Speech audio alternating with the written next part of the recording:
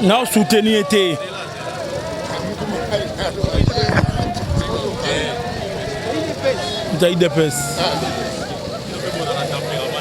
Non, soutenir été.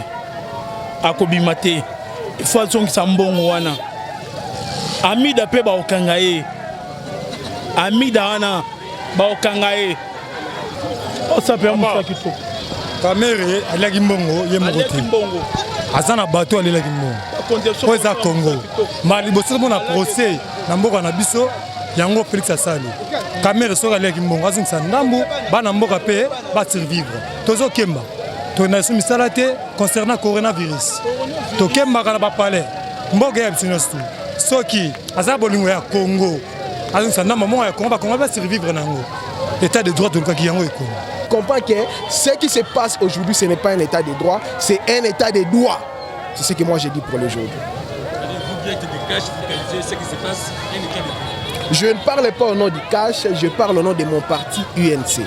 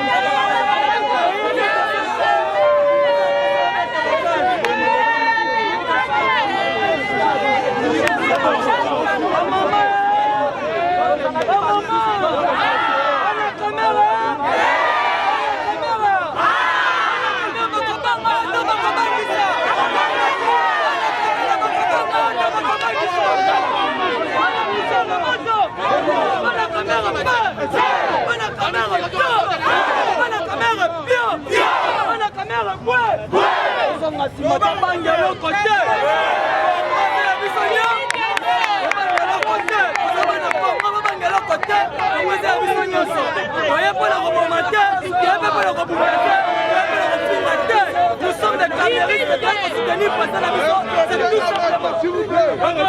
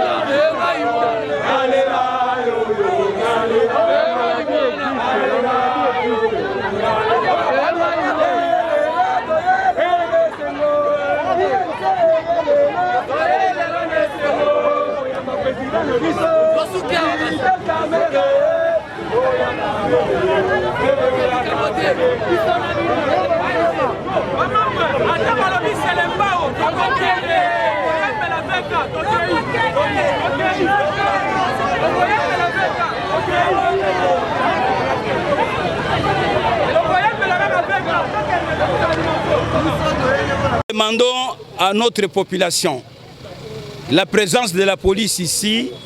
C'est d'abord parce que nous savons que suite à ce grand événement qui va se dérouler bientôt au CPRK, nous aurons un attroupement monstre ici. Et entre-temps, ça peut apporter, ça peut nous transmettre, il y aura la transmission de la maladie. C'est pour cela que la police est à pied d'œuvre pour dispenser, pour procéder à la dispensement par rapport aux mesures prises. Donc c'est ça notre objectif. Entre-temps, pour sécuriser aussi l'audience sur l'instruction du commissaire provincial, ville-province de Kinshasa.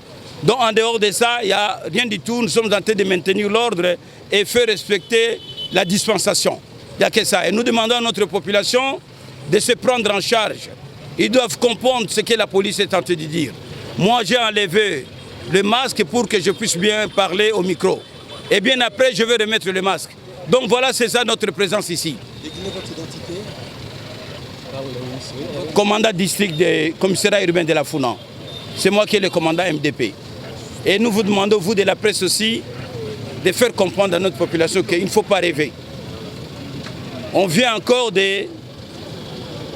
d'élargir encore les mesures prises. C'est-à-dire qu'il y a du sérieux, donc on ne peut pas être distrait. Nous n'allons pas laisser faire.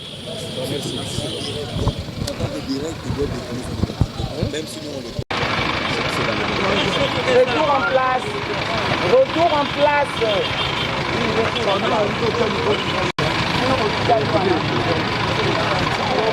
Dans le stade.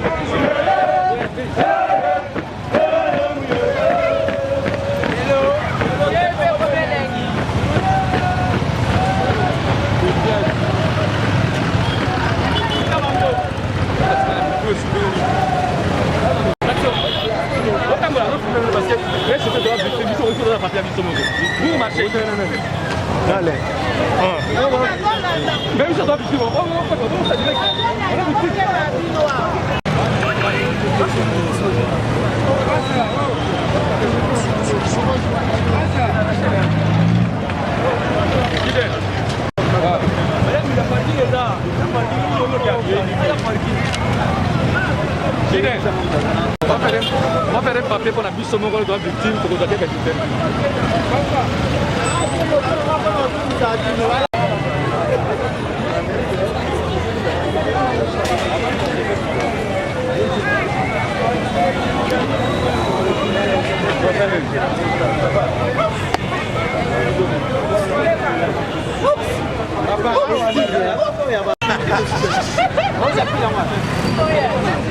Madame Rachel,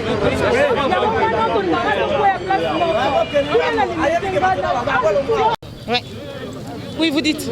On nous a défilé l'accès alors que nous venons de célébrer la liberté de la presse. Et dans un état de droit, on refuse à la presse d'accéder dans un procès à la trompe de Vital Kamerhe qui est détenu du cabinet. Alors, il faut préciser une chose. Il ne faut pas qu'on mette trop de sentiments dans cette affaire. Le contexte dans lequel ce procès se déroule ne veut pas qu'il y ait plusieurs journalistes à l'intérieur. Commençons d'abord par ça.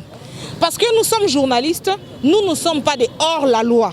Nous avons des lois de la République et nous avons des décisions qui sont prises par les autorités du pays auxquelles nous devons nous soumettre.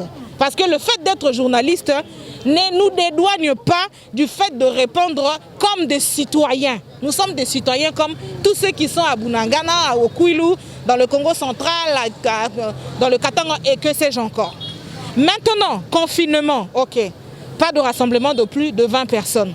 Ça peut être une mesure un peu exceptionnelle où on peut avoir 20-30 personnes. Le problème se pose à quel niveau? Lorsque le procès, la date a été fixée, nous étions déjà pendant le confinement. Et le parquet et tous ceux qui gèrent l'appareil judiciaire savaient qu'il y avait une mesure interdisant le rassemblement de plus de 20 personnes. Mais il y a des autorisations qui ont été données à certains médias de pouvoir travailler et de couvrir cette audience. En dehors de la RTNC, il y a des médias privés qui ont eu l'autorisation du parquet, du président du tribunal, de pouvoir couvrir la manifestation ou l'audience d'aujourd'hui de Vital Kamerhe. Alors le matin, à la grande surprise des journalistes, la décision est tombée. Quand est-ce que cette réunion a été trouvée quand est-ce que la décision a été prise? On ne sait pas. Quelles sont les motivations réelles? On ne sait pas. Alors là maintenant, on peut se poser la question de savoir pourquoi d'abord avoir autorisé les médias à filmer, certains médias à travailler, et puis par la suite revenir sur la décision. Est-ce c'était une décision juste pour calmer les médias parce qu'au départ on savait que les journalistes n'allaient pas accéder, ou bien c'est restreindre la liberté des professionnels des médias de pouvoir travailler? Moi je ne voudrais pas me livrer dans l'intox, je ne voudrais pas non plus jeter de l'opprobre ou le discrédit sur les autorités. Nous acceptons de rester dans nos bureaux respectifs et travailler à partir de bureaux, c'est possible, mais à condition si la RTNC faisait en direct. Mais bon, jusqu'à preuve de contraire, nous devons nous soumettre. Si l'autorité a décidé que les médias n'accèdent pas, vous voyez que nous sommes dehors, nous pouvons beau nous plaindre, mais il y a des raisons parfois qui peuvent s'avérer par la suite fondées. Mais pour l'instant, voilà, on va essayer de faire comme on peut. Et attention parce qu'il ne faudrait pas que ceux qui sont à l'intérieur aussi puissent donner des fausses informations aux journalistes. Sinon, il y aura, on va dire, les journalistes gonflent les informations. Procès, ce n'est pas aussi extra que ça. Il s'agit du directeur du cabinet du chef de l'État, peut-être. C'est à ce sens-là qu'il y a, il y a une grande motivation pour certains de pouvoir couvrir ce procès. Mais moi, j'en ai l'habitude. Et je pense que voilà, nous allons faire de notre mieux pour informer l'opinion et halte à l'intox, à la désinformation. Nous ne sommes pas là pour faire le buzz. Je comprends la décision. Je crois qu'à l'avance, il fallait au préalable déjà fixer les médias pour que nous sachions qu'il n'allait pas avoir d'autorisation d'accès parce qu'il y a une mesure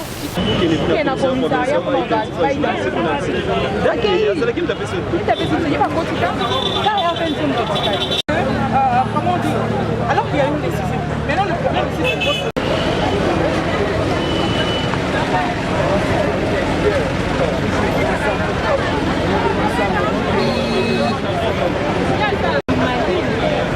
oui déjà.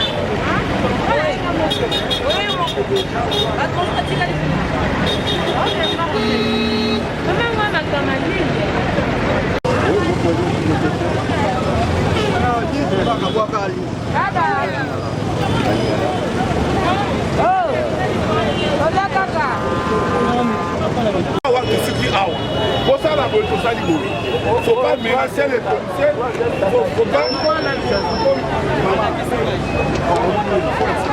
faut pas menacer les policiers, faut pas insulter les policiers, faut pas donner l'accès à Moutou pour pouvoir profiter. Mais tout ça fait la église qui est en communauté. Sauf qu'il y a aussi beaucoup de place où on a ça pour pousser plus haut. Dans l'incendie, il y a la lacrymogène pour bêta. Comment là? Il y a la manute pour bêta. Mais il y a la kimia, c'est calme ezali, nous devons intimider biso à santé. Attention colonel na biso te na bobe kitaye to intention na ye fédéral ayaka. Toyebi pas yem tabandaka. Après ça je vais passer à la kimia.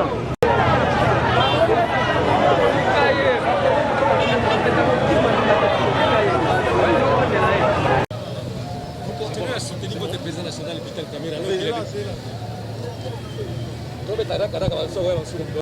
Soutenir votre président national alors qu'il est le président tablante depuis le retournement. Qu'est-ce que vous êtes venu faire? Nous sommes venus soutenir notre président national, l'honorable Vital Kamerhe, parce que jusqu'à maintenant, il est présumé innocent. On attend la justice puisse nous dire clairement ce qui se passe et ce qui a été passé. Donc c'est pour cela que nous sommes venus ici. Nous, les membres de l'UNC, nous sommes convaincus que notre président Vital Kamerhe est innocent jusqu'au jour d'aujourd'hui. Il est innocent, il a encore des preuves passées jusqu'à là, il vient de passer 1 mois à la prison. On suppose qu'il a des preuves. Bon, il a passé 1 mois en prison. Pour moi, selon ma compréhension, c'est illégal. Parce qu'on on a vu, il y avait plusieurs prisonniers, entre autres Sami, Jamal, qui était détenu. Aujourd'hui, il est en liberté provisoire, il est à l'hôpital. Mais sauf notre président Vital Kamerhe, il est malade, mais on ne lui a pas donné la liberté provisoire. C'est ce qui nous a étonné jusqu'aujourd'hui. Mais selon notre compréhension, selon ma compréhension, moi-même, M. Fabrice Ipoma, je comprends que ce qui se passe aujourd'hui, ce n'est pas un état de droit, c'est un état de droit. C'est ce que moi j'ai dit pour le jour. Vous qui êtes des cash, vous qualifiez ce qui se passe un état de droit. Je ne parle pas au nom du cash, je parle au nom de mon parti UNC. Vous êtes alliés? Nous sommes alliés bien sûr, nous sommes deux partis politiques différents, mais moi pour le moment je suis ici en tant que membre de l'UNC. Fabrice. Comme Nangai Angema Janine. Vous êtes membre de l'UNC? Naza présidente nationale de la Ligue des femmes de l'INC. Est-ce que tu veux comprendre qu'on a dit procès et bandit les noms, on a dit au regard des accusations faites contre Oui, Toyoki ba accusation, bipa ignoso. Toyoki qui a ibi. Toyoki qui est à Salakibo, Toyoki à Salakibo. Yamona Toyoko Tala, basambisa ye. Ce qui raison, ezali ki aibaki, justice a osa musala na ye. Mais ce qui raison ezate, tokumbi etoko zongise esika mwasi na bana bazali po bazo zelaye impatiemment. Nde yango lozo mona biso toza ebele mais nazo regretter police a obenga na batu. Mais ba maman no moni basimbi nzete te machette te eloko te munduki te. Et puis bana INC baza bana baza discipliné, bana kamere baza discipliné. Bako sala eloko te. Telemi bavandi bamona ndenge mokonzi na bango akosamba tango akolonga mokolo procès kosila bakumbi ye na malembe azongi na ndako na ye. Mais ko benga na bango boloko bato moko bayaki moyibi balingi babuka ba magasin ya bato ezo pesa pression moko ya mabe. Bana ya INC bazalaka ba brigante baza bana mayele bayoka mateya ya mokonzi na bango. Toye na biso loko moni to vandi wana tozo zele loko balobaki ke mokonzi na biso asali toyoka yango tomona pe yango mais toyena likamo ke tobunda na bato te toza biso so ba congolais to tiki justice asala musala na ye. Alors donc vous croyez à la liberté de la justice? Oui. Tozo croire nango. Tozo croire nango pe to tiki justice esa musala nango. Tozo croire nango yango tozo lingate ba brutaliser bato. Eza malamu te en tout cas na période oyo batika bato calme mitema na biso ezoki parce que mokonzi na biso azana siko ekokite. Alors ko bengana su bato boy comme lokwa bozo nyoko la bango mbala mibale mbala misato. Ba police baza ona bazo kengela biso tondimi. Po dérapage ezalate mais ko bengana bato ko poussa bato te. Bana INC baza bongo te boluka ba parti oyo babuka ka bandako basala ka makambo biso te biso sala ka ngote. Je vous en prie. Bon, c'est une audience en introduction d'abord. L'audience commence aujourd'hui. J'ai vu la composition vient à peine d'arriver. Ce n'est pas qu'on interdit aux avocats d'entrer dans la scène de la prison. C'est juste une question d'organisation. Hein. Voilà. Alors une audience d'introduction, quelle sera la matière qui sera abordée essentiellement? Bon, je suis convaincu qu'on abordera la forme. Hein, parce qu'avant d'aborder les fonds, il faut d'abord vider la forme. Vous estimez, vous êtes de la partie Kamerhe, vous estimez... Je me réserve de dire des choses. Merci. Merci. Attention. Non, soutenir été.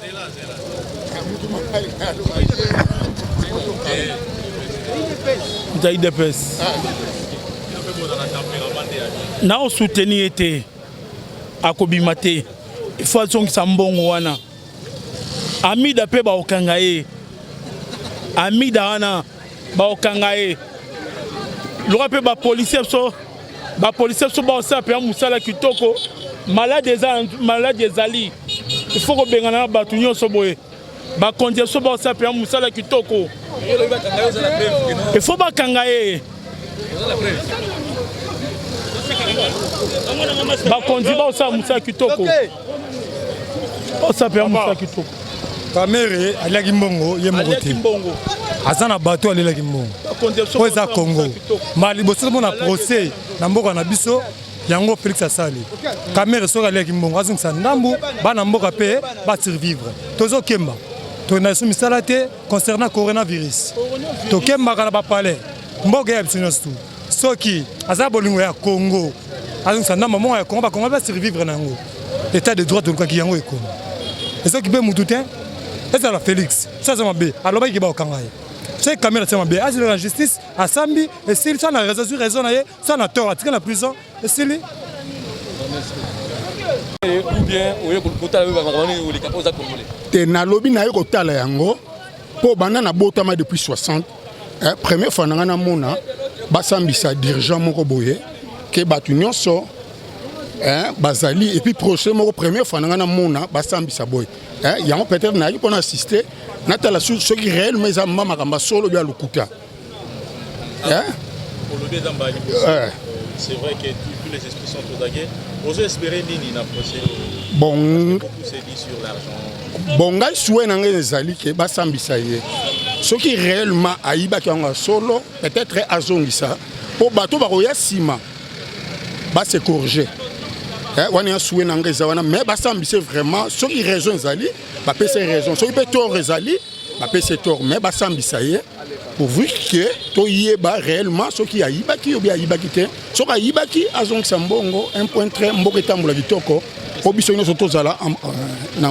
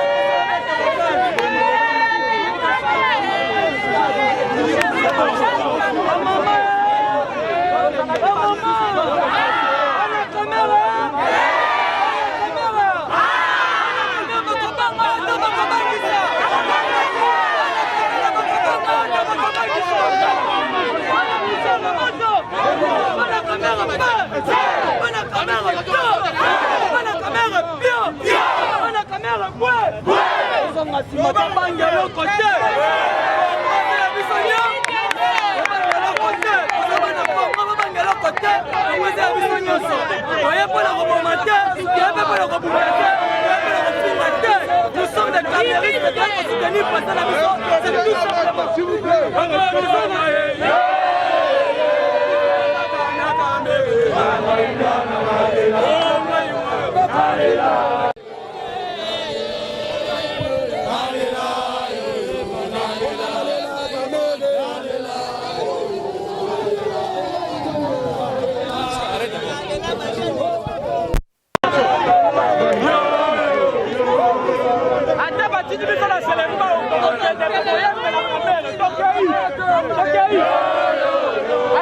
Attaque sur les mains de vos kende, vous voyez la caméra,